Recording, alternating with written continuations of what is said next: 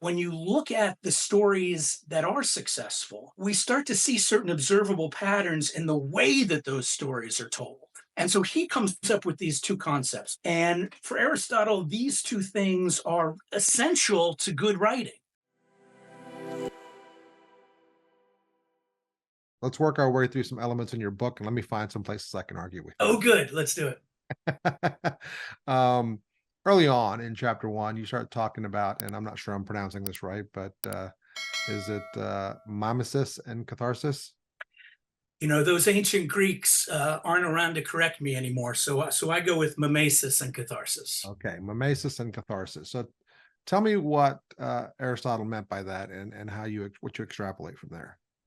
All right. I should probably preface this by saying um, one of my favorite books on screenwriting, which you had a wonderful podcast with the author Christopher Vogler, The Writer's Journey. To me, is particularly meaningful because his process was to really take the works of Joseph Campbell and to a lesser extent Carl Jung um, about archetypal character, about the power of myth, and applying them to screenwriting.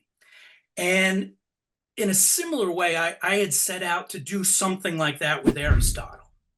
So, Aristotle, when he wrote Poetics, was talking about the imaginative narrative fiction of his time, tragedies and comedies and epic poems and the like, and looking at the characteristics and the qualities and the principles that the successful works of his time had in common and that were absent in the plays that didn't succeed and that we no longer know about because they disappeared in history.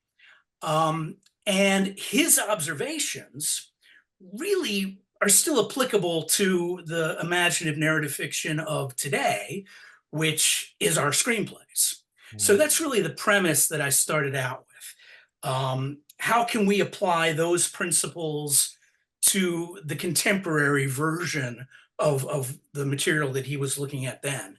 And so one of the things that he starts with is really the observation that we all tell stories, that is something universal that all people participate in, regardless of culture or geography or history.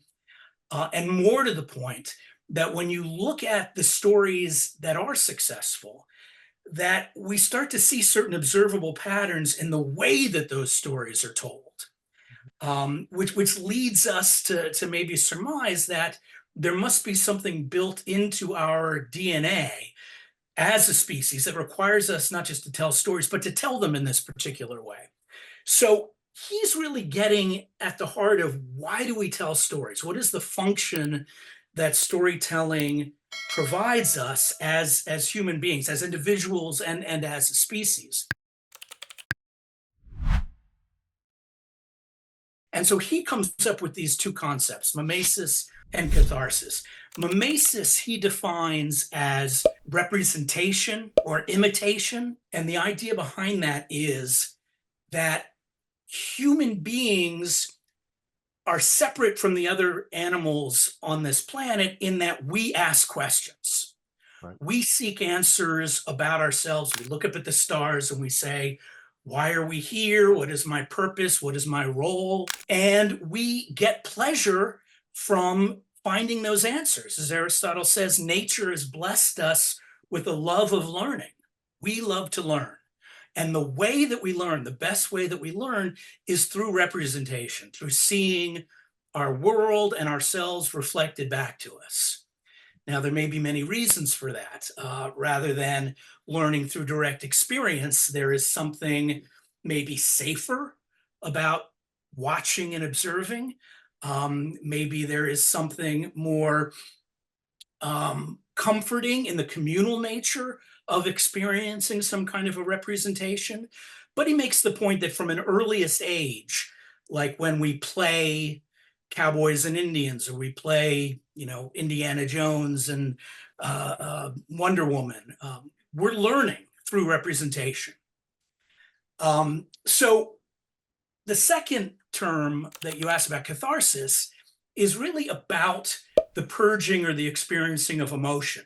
And for Aristotle, these two things are really essential to good writing, which is ultimately the way I describe it is as writers, our responsibility is to provide the pleasure of learning through the experience of feeling.